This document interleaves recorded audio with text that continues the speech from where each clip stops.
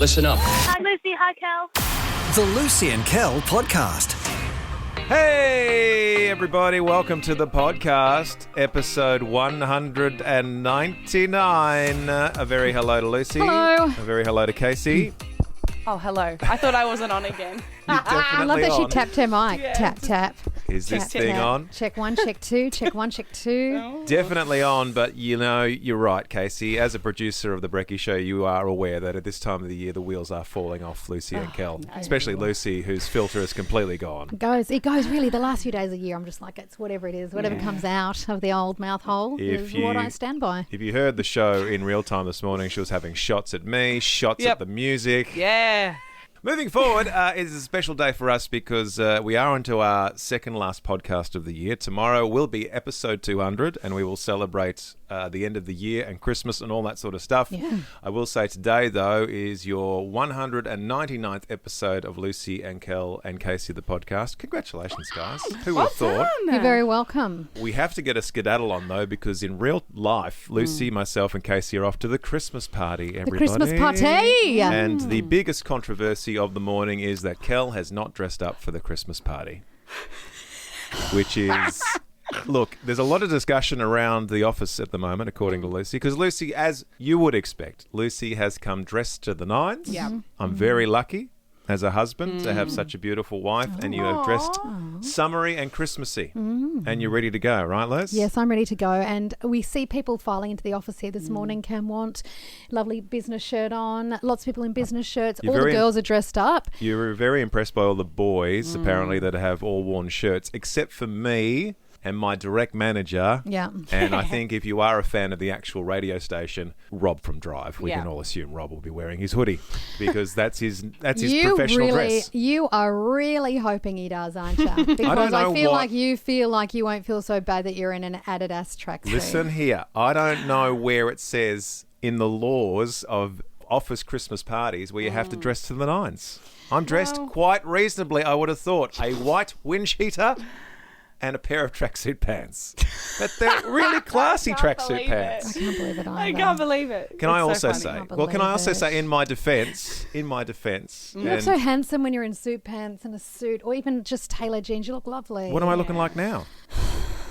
Like you're in track pants and you're off to a fancy winery. Great. Are we going to a I didn't Yes, even know what we and were you know doing. what? I thought this. I thought it'll be lovely. End of year, lovely photo of the three of us.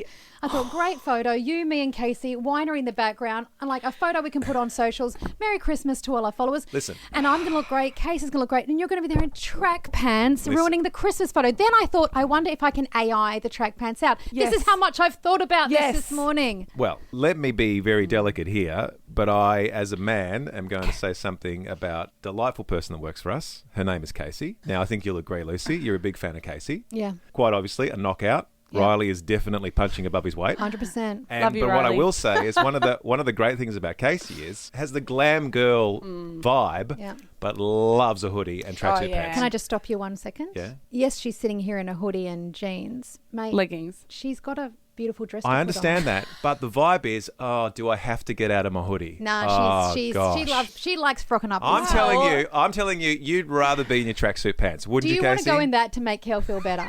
I think I It's should. not about me. I think you should. It's And not And about. then you'll listen, look the best in the photo. But now It's not about me. Take her out of this Yeah, for a second, yeah. Casey. Would you rather attend the Christmas party Oh, and no, what you're like wearing, this. right? Yeah, Yeah, in exactly. my leggings and Thank top, you. 110%. Thank you very much. But now that I've seen Kel in that, our direct manager in his shirt Yeah, and just our direct normal manager's jeans, in his hoodie. if I see more people coming cash, I'm Hoodies, staying in hoodies. this. Yeah. Casey. But now, Casey, wear the hoodie. Come and sit Match with. Kel. Come and Match sit. Kel. Match Kel. Match Kel. Kel. Match Kel. Oh my Come and sit in God. our corner with All Rob right, and MJ. great. One of the boys. One of the boys. She's one of the boys. But there are a lot of girls out there like that just Yeah. want to rock a hoodie. You would want to rock a hoodie most of the time, wouldn't you? I love wearing my sassy matching Adidas outfits, but they've got to be sassy. I Yeah. bought a new one the other day. It's satin blue with silver glitter piping. So what's so wrong- great. But I want to wear it to a winery. What's wrong with my Adidas outfits? Oh, there's a I bought big 'em- size every I time she bought thinks them- about I me bought dressed in them my tracksuit for pants. home or weekend attire. I didn't buy them for Christmas parties. I thought you were actually going to choose what he wore for today. So I was actually Sometimes. excited. Sometimes, but no. That, I just assumed he'd put something nice on. What a silly I assumption. have. This is as nice as Kel gets. The Lucy and Kel podcast. Tens of thousands of VC students are getting their ATAR results this morning. It's today, guys. A record number. 65,586 students completed their VCE. The results have been online for the last 12 minutes. Oh, well done, guys. Before you become famous streamers and influencers, you can get your VCE scores. How wild in the last 12 minutes. Guys, remember, we say this all the time. Well done on all your work. Well done just for finishing. And a score doesn't define you. And also, if you don't get into what you want to get into, that's okay. There are so many pathways these days. It is just going to look a little bit different. What is a stress. job these days? What is a career? Look at Kel and I. I went through uni. I topped everything. And now Kel and I both have the same job. And Kel didn't finish school. So listen, what we're saying is, today doesn't define you. It's just another step on this journey of life. You're welcome. Very Lion King. Yeah, very circle of life, guys. It is nerve-wracking. Imagine that. But I know a lot of people, especially a lot of parents, are just proud their kids have gotten through and finished and done. For sure. I mean, your kids just finished junior school and now they're going into senior. And that felt like a milestone as well. We did. We had a little bit of a ceremony last night where we bestowed a few little trinkets on them and congratulated them for getting through primary school. Yes. We know that schooling is hard, and we know since post-COVID, we know that schooling has been really hard for some kids, really hard. Well, if we're talking about being proud of our kids, and maybe that's a great discussion to have at this time of the year, are you proud of your kids this year? That's what my mum and dad will... Are we proud of Kel? Let's have a think about that. I think, this is what I think. Can I just interrupt? For sure. I think that obviously all our kids are different, but I think being proud of your child, it doesn't mean that they have had to have 7 A+. If that's your kid, great. But maybe you're proud of your kid just because they got to school. Maybe they just got to school and they've been doing school refusal and they got to school. Maybe it's as simple as that and you go, I'm so proud they failed everything, but they got to school. That's fine. That's great, in fact. I'll tell you one thing that I'm proud of, the twins at the moment, because, yes, we did celebrate that they were wrapping up primary school, but as Lucy alluded to, they're going from one primary school to a completely different secondary school. Yeah.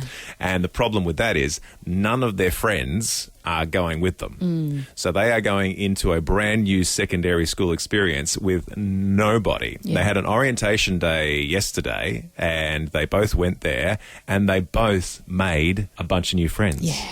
On their own, which I'm very proud of. Yeah. Because it's not easy. I mean, look at me in relationships. I've got one. Yeah.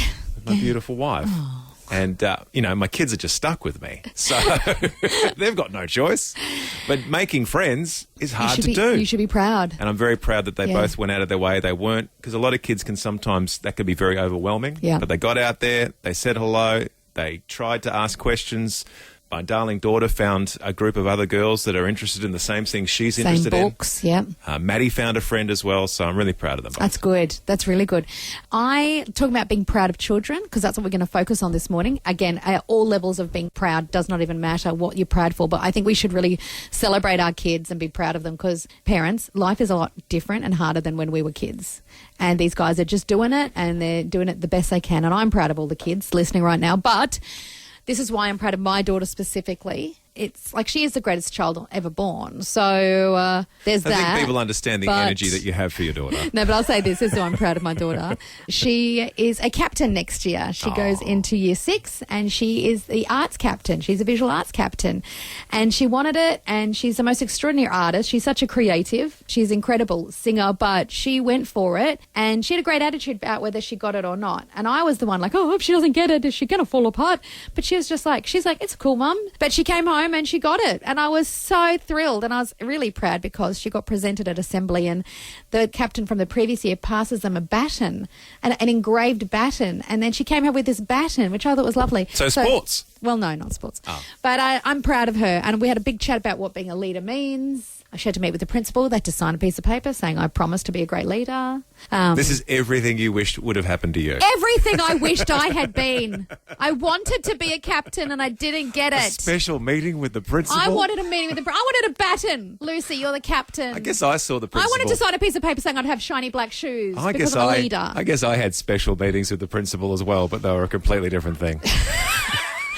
You're right. When I came and told Kel, I was like, she's a captain. He's like, this is all you wanted for yourself. And I was like, yes, it is. That's what I'm proud about with my daughter. Yeah, and I think you're right. It's absolutely like I love being a parent in the fact that you realise you don't have to be proud about achievements. You can just be proud of little things. Yeah. Just little things that your kids are getting up to. Yeah, so why are you proud of your kids this year? What was it? Was it something simple? Was it something big? Was it something just like, you know what, they got their first job, or they had a great attitude, or they finally got a haircut. Yes, or they started showering. Or they made their bed once this year. That was a big achievement. Maybe that was it. Why are you proud? It's just a little text or a little phone call. We need to celebrate our kids. We probably don't tell our kids we're proud of them enough, just as a blanket rule.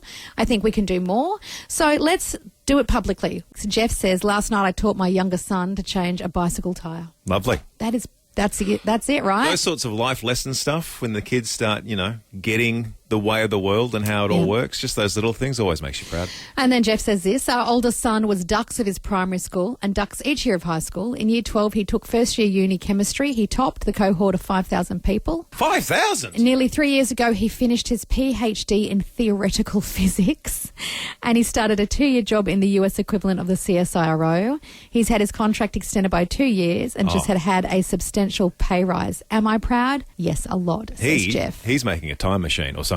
He's there. Jeff. He's working underground in America doing something spectacular.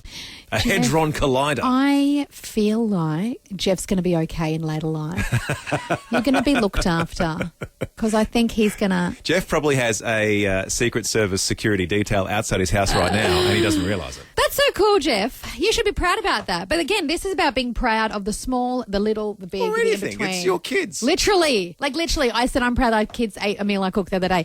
Jess in Kinglake West is on the phone. Hey, Jess. Hey, how are you? Good. You're proud of your daughter. Yeah, I'm just proud of my daughter. She got an apprenticeship in refrigeration and air conditioning, which is a very male-dominated industry, but she went for it and got it. Well done. Is she to your loving daughter, it? Jess. Absolutely loving it. She's been doing it for about 6 months and, really enjoying it. So once she gets out of the apprenticeship phase, she's going to make, as the kids like to say, bank. Bank, yeah. She is going to make Again, a ton. Jess, you'll be looked after in your older age. You'll be fine. You'll be fine. Which is what it's all about, right? Yeah. Parents?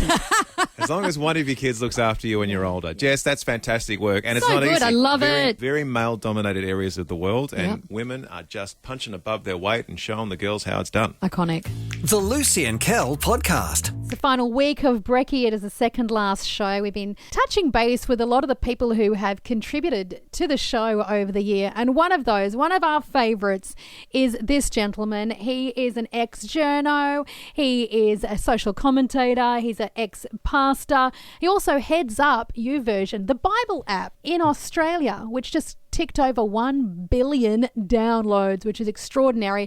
But he's a good friend to the station. It's Aussie Dave, also known as Dave Adamson. Good morning, Dave. Good morning, guys. How are you? We are excited because obviously Christmas is just around the corner, which is why I thought we'd touch base with you, because you always have a view on these times of the year with a view like I've never known before. And I have a feeling you're going to be able to talk into Christmas better than anybody else I know. We all think we know the story, right? We all think we've got all the details down pat, but if you actually read what the Bible says, there's so much that we miss. Have you ever noticed that? Yeah, of course. And there's bits we get wrong and bits we make up, and things like all the little bits like he actually wasn't born in December, and then other little things. I remember watching something once about the stable going, was it really like that, or was a stable another word for what it was? Lucy found a statue of Santa wishing Jesus a very happy birthday the other day. Yes, I found a Jesus and Santa statue. And I'm not sure if Santa was there. I know. I know. I saw that on your Insta. That was very funny. For me, one of the ones that stands out, one of those logistical things I think we miss is even just the wise men. We all say there were 3 wise men, but the Bible never actually says there were 3 wise men. It says there were 3 gifts. Now, we can assume it was plural, so there was at least 2. But if you have a look at historically at the Magi, they actually traveled in a caravan of about 20 people. Now, they would always travel in a large group because they were carrying expensive things like gold, frankincense, and myrrh. But we all think it's just 3 of them, but there was actually probably as many as up to 20, you could argue. The more you do spend time with the Christmas story, you see that there are so many different layers. There's different characters. Yeah. Mary's going through something. Joseph's going through something. The entire region is going through stuff. And I know a lot of the a lot of the time we focus on the birth and the fact that Jesus has arrived, just the way in which he comes into the world, the King of Kings, the key to our salvation. It's a fascinating story that you could be picking apart for the entire year. Well, what else have we missed in the story, Dave? Well, there's a whole bunch of Jewish cultural things that we miss as well. For example, you guys, where was Jesus born? In Bethlehem. In Bethlehem. But what we miss is Bethlehem is actually a Hebrew word made up of two Hebrew words, bet and lehem, which means house, bet, and lehem, which is bread. So the house of bread. So, in Aussie vernacular, we would say that Jesus was born in a bakery, which is interesting considering he went on to call himself the bread of life, right? The bread of life, born in a bakery.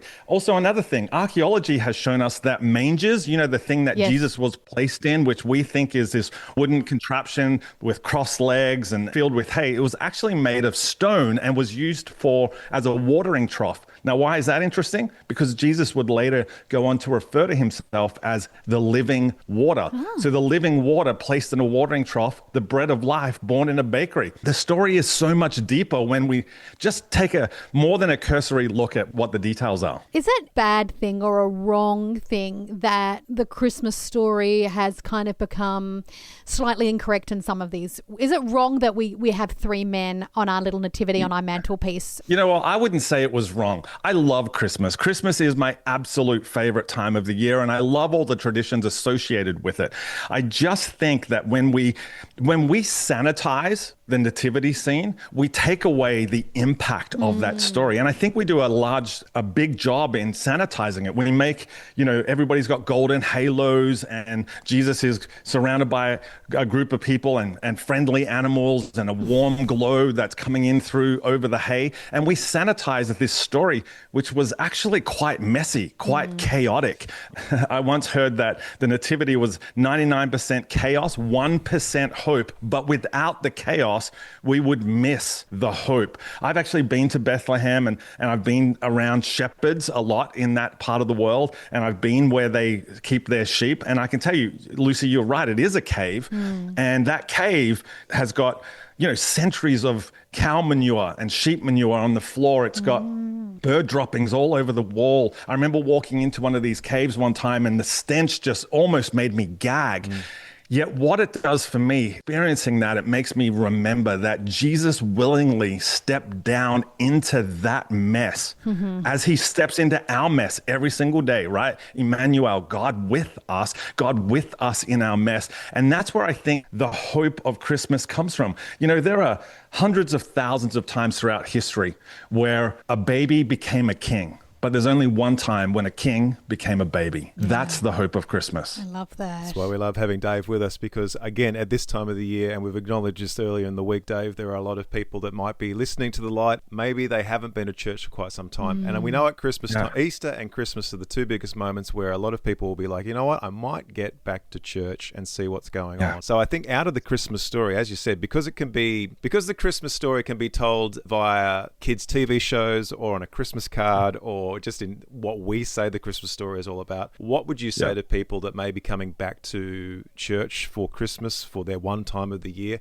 What can they take away from the Christmas story? Yeah, I think the thing that anybody can take away, no matter where you're at on your own faith journey, is that idea that Jesus was called Emmanuel, which in Hebrew means God with us. God is with us. And even as an adult, Jesus, when he's surrounded by his disciples, they said, hey, Jesus, can you teach us how to pray? And even then he said, pray this. And part of that prayer was, your kingdom come on earth as it is in heaven. God, come with us. I think so often what we miss in the Christmas story, it's all about God coming to us. And our responsibility as people of faith is to make sure that we're bringing God's kingdom to earth now. Too often we focus on what will happen when we die. I think our responsibility is not to get people to heaven, it's to get heaven to people. So what can we do right now? You guys are a great example of this. I've been listening to the stuff you've been doing around Christmas and giving away so much great stuff to all of your listeners, like that beautiful story of the mum and daughter earlier in the week had me crying. And I thought, oh my gosh, this is heaven coming to earth right now. This is literally what Christmas is all about. What if each one of us, what if everybody who's listening to this radio station right now, what if just for one day they decided, I'm going to be an example, I'm going to bring heaven to earth to the people who are around me? What if it just started with you? What if it just started in your family? That's where the hope of Christmas lies. That's where the message of Christmas sits for me. Oh, so good. Heaven came to earth in the form of baby Jesus at Christmas. We can be that. We can be heaven on earth for people in need and to ourselves as well. We can be a little bit kinder to ourselves as well. Hey, Aussie Dave, you are always a joy to talk to and make us think about things so differently, which I love. I feel like our brains all grow a little bit more when we talk to Aussie Dave. Hey, have the best Christmas, and we will catch up with you in the new year. Looking forward to it. Have a great Christmas, guys. Cheers. The Lucy and Kel podcast. You're going to love this next bit. Oh, spoiler alert. It's beginning to look a lot like Christmas. And this morning, as we draw ever closer, less than 2 weeks away from the big Christmas dance, Lucy would like to focus on maybe a member of the family that you haven't thought about for this Christmas. Yeah, the furry, four-legged. I was going to say maybe they have. Do they ever have any more? Are there any animals that have more than 4 legs? Do you actually want to have a think about that question that you're asking me this morning and maybe not ask that question? No, but people might have like a pet that has 6 legs, like some sort of, like a maybe. Look, there is a possibility, and we've seen this before, where cats and dogs have suffered some sort of injury or have been born with minus a leg or two. Yeah. I don't think I've seen too many dogs with 6 legs. Maybe there is. We don't know. There might be one. Did you get enough sleep last night? I did not. I'm really at the end of my. I mean, end of year, Lucy, is where you've got. On the last little line of the battery? No, I was thinking about hermit crabs and things. I was thinking about those kind of pets. Pets with lots of legs. Okay. Hermit crabs would have more than 4 legs. I believe anyway. If I was to have a shot in the dark about a hermit crab, which I didn't think I'd be talking 8, about this you'd morning. think? No, I'd say 3 on one side. 6. 3 on the other side and 2 pincers. Legs. Don't They have Google 10 it. legs. Okay.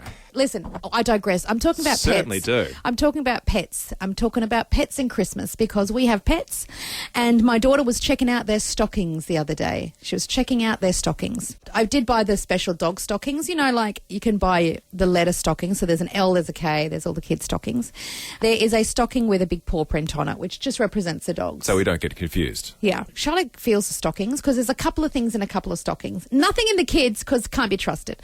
But she did wiggle my stocking and she's like, oh, what's in here? And I was like, oh, Maltesers. Oh, that's the other thing. Lucy preloads her own stocking. She knows that someone's got to do it. I'm going to put stuff in there, but she's like, he won't do this, so I'm going to preload. I think it's great. I said, there's already stuff in your own stocking. You're like, of course there is. Yeah, because women know, if right? you can't love yourself, right? How are you going to love each other? Also, there's something in Kel's stocking. Which I didn't know about. But there's nothing in the dog stocking. And my daughter's like, well, there's nothing in the dog stocking. And I was like, there isn't. No, there isn't. Not yet. And then I realised I've done all the Christmas shopping. It's all done. It's all wrapped up ages ago. All done.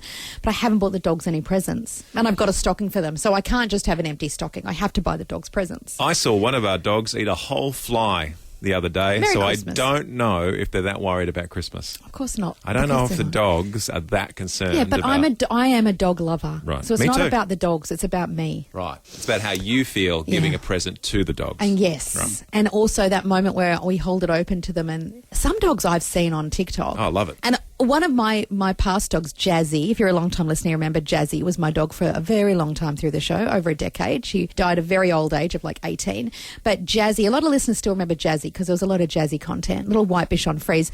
Jazz knew how to open presents. So if you gave her a wrapped present, Jazz knew how to open it. She would rip it with her paws and she would open presents. It was amazing to watch. She was a clever dog. Our 2 we've got now have brains the size of walnuts. They're not clever. If you gave them a wrapped present, they wouldn't know what to do with it. They'd just blink and stare at it because they're beautiful, but they're stupid. But I want to know this morning, I think that people are buying presents for their dogs, but I'm not sure what people are buying. As a new leash, is that a bit boring for a dog, or do I buy them like... One of our dogs would like that. One of our dogs would love a new leash. One of our leash. dogs goes nuts for walkies. The other one hides under the bed. Yeah. Is it food? Do I buy food for the dogs? Do you buy them a new bed? What do you buy your pets? What do you buy cats? Do you buy them a new scratching pole? Do you buy them anything at all? Do you buy your pets anything for Christmas is the question. Beautiful Elizabeth says, good morning, Lucy and Kel. I just bought my cats a couple of mice toys to chase around, and I got my grand puppies some dog biscuit treats. Oh, that's really...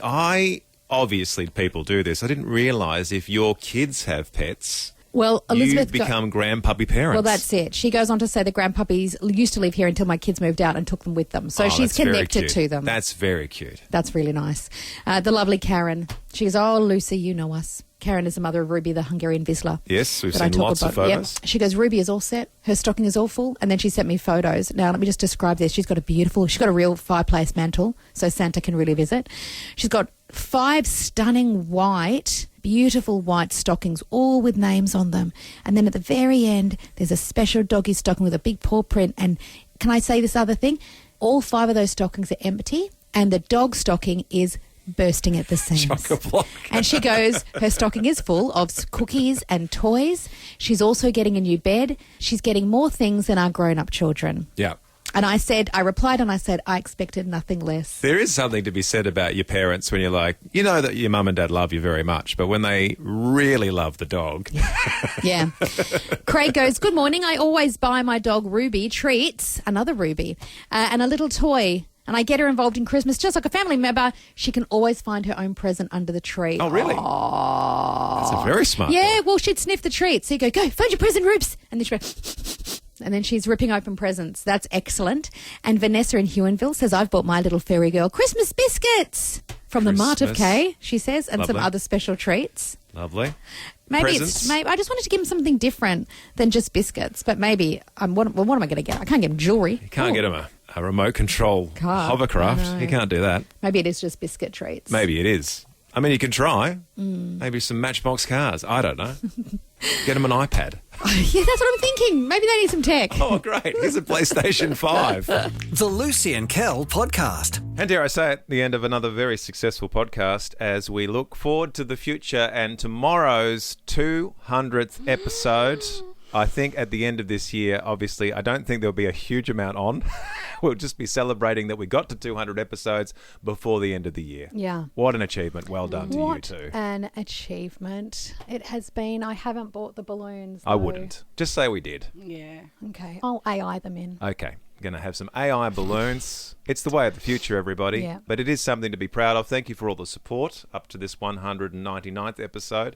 We look forward to catching up with you tomorrow. And it'll be our final official show on the radio and our final official podcast of the year, everybody. How amazing. As we have mentioned earlier in the week of podcasts, we will have a special guest joining us tomorrow, Michael Painter. Yes. And we have some music to play you on the podcast as well tomorrow, which will be a nice way to round it all out. Yeah, it'll be really fantastic. It's going to be a great big corker of a final show. So on that bombshell, have a great whatever time of the year or day or time it is for you right now as you listen to this podcast. And until we meet again, everybody. Whoop, whoop. Well, that's all for now. But you can download more podcasts anytime or catch Lucy and Kel live weekday mornings from 6 till 10 on 89.9 The Light. This is the end bit. This is the end bit. Woo! This is the end bit Yeah. of the show. And bit.